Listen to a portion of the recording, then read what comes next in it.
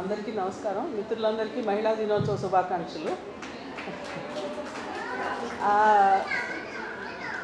ఈ సందర్భంగా అంటే మన చాలా డిసిప్లిన్డ్గా ఉండే జడ్జి గారు, తర్వాత మనకి చాలా అంటే అమెరికాలో జీవితాన్ని చూస్తూ ఇక్కడ పోల్చి చూస్తున్న జ్యోతి గారు, సరే శారద గారికి కొంత తెలుసు, ఎందుకంటే మనం పంపే ఆర్టికల్స్ వల్ల. కానీ వీళ్ళందరికీ అంటే మీ అందరికీ తెలుసు కదా, నేను ఇంత హార్డ్ కోర్ డిసిప్లిన్.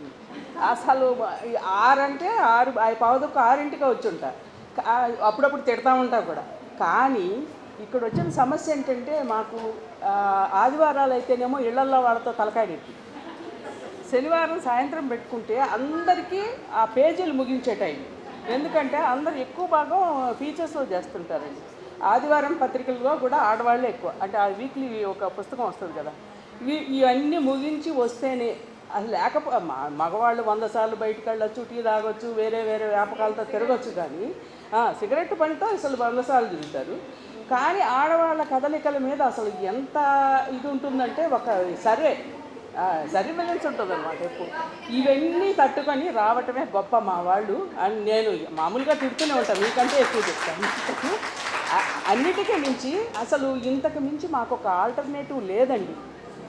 కూర్చుని కబుర్లు చెప్పుకో, ఇప్పుడే మేము అందరూ ఒకళ్ళొకళ్ళు చూసుకుంటాం. మళ్ళీ సంవత్సరం లోపు ఏమో ఈలోపు అంటే మాకు ఏదైనా కార్యక్రమం పెట్టినా అందరం రావటం కుదరదు, ఏమో. అందుకని ఇప్పుడే మా కబుర్లు, ఎలా ఉన్నావు, ఏం చేస్తాం, మీ ఆఫీస్లో ఎట్లా ఉంది, ఇవన్నీ. అందుకని కొంత డిసిప్లిన్ తప్పినట్టుగానే ఉంటుంది. కానీ నిజంగా మా వాళ్ళు కరోనా టైంలో మా అమ్మాయి రాధికానే హాస్పిటల్ డ్యూటీలు చేసి రిపోర్టింగ్ చేసిందండి. అసలు కరోనా టైంలో మగవాళ్ళు ఎవరు కూడా వెళ్ళి ఉంటారు, రాధిక వెళ్ళి అప్పుడు చేసింది. అసలు అది పైగా తను ఏమనుకుందంటే, ఇది నిజంగా నాకు అంది వచ్చిన అవకాశం కదా అనుకుంది. అంటే అంత ఇదిగా చేస్తాం మేము. దీంట్లోకి వెళ్ళటానికి దాంట్లోకి వెళ్ళటానికి మాకేమీ సందేహము ఇవి లేవు. కానీ వేసుకునే నాదుడేడి, పేపర్లో ఇంతకంటే అద్భుతమైన కథనాలు రాయగల సత్తా మాకుంది, కానీ వేసేవాళ్ళు ఉండరు. అసలు మహిళలకు సంబంధించిన, ముఖ్యంగా మీరు అన్నారే అనాథలు, మహిళలు, లేకపోతే కార్మికులు కష్టాలు, ఇవన్నీ కూడా ప్రధాన స్రవంతి కాదు మీడియా దృష్టిలో. ఇవన్నీ ప్రజా సంఘాలకు సంబంధించిన మాత్రం అవన్నీ ప్రధాన స్రవంతి కాదు. మరి ఇంకెవరు ప్రధాన స్రవంతి అంటే ఏంటి?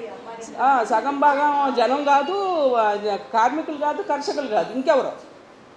ఇట్లాంటి పరిస్థితుల్లో కూడా మేమందరం నిలబడి ఉన్నామంటే నిజంగా మమ్మల్ని ఎంత ప్రశంసించినా తక్కువే.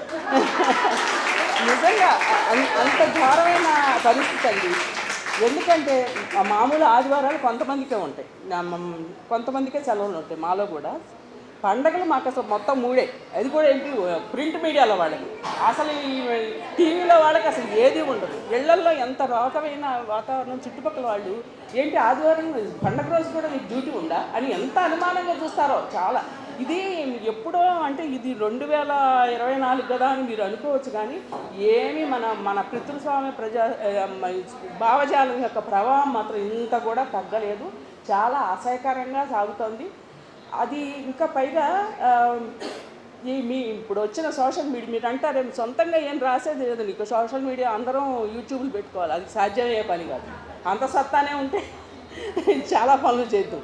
కానీ ఇప్పుడు పైగా యూట్యూబ్ల వల్ల వచ్చి పడుతున్న దరిద్రం ఏంటంటే, చాలా అసలు ఏమాత్రం సైంటిఫిక్ ఇవి కాలేనివి, మూఢాచారాలు, పనికిమాలిన విషయాలు, అది రోత పుట్టించే విషయాలు, ముఖ్యంగా ఆడవాళ్ళ విషయంలో మరీ దారుణంగా ఉంటుంది.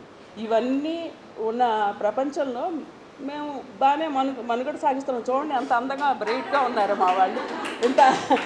ఇదొక్కటే నాకు చాలా గొప్ప విషయం. పైగా NWMI ఆసరాతో మేము నిజంగా చాలా ఎదిగామండి. 2002లో మేమందరం, అంతకుముందు కలిసేవాళ్ళం, కానీ ఇలా ఏదో జరగాలని నెట్వర్క్ ప్రారంభమైన దగ్గర నుంచి మేము అందరం మొత్తానికి ఇలాగ కలవటం. ముఖ్యంగా 2009లో ఎప్పుడైతే ఈ మహిళా దినోత్సవ శతవార్షికోత్సవాలు జరిగినప్పుడు మేము చాలా గొప్పగా అప్పుడు చాలా మొదలెట్టాం. ఇంకప్పటి నుంచి ప్రతి సంవత్సరం కొనసాగిస్తున్నాం. ఈ ప్రెస్ క్లబ్ వాళ్ళని బెదిరించో మొత్తానికి వాళ్ళు కూడా ఇందులో పాల్గొనేలాగా చేస్తూ వచ్చాము. అయితే ఇప్పుడు మనం ఒక రూము నిర్మించుకుంటున్న సందర్భంలో మనం ఏం చేయాలనుకున్నామంటే, మన NWMI దగ్గర మనం అప్పుడప్పుడు కలిసి కష్టపడి సాధించిన కొంత సొమ్ము ఉంది. అందులో ఒక 50,000ని మన రూమ్ నిర్మాణానికి ఇద్దామనుకుని మీ అందరి అనుమతితో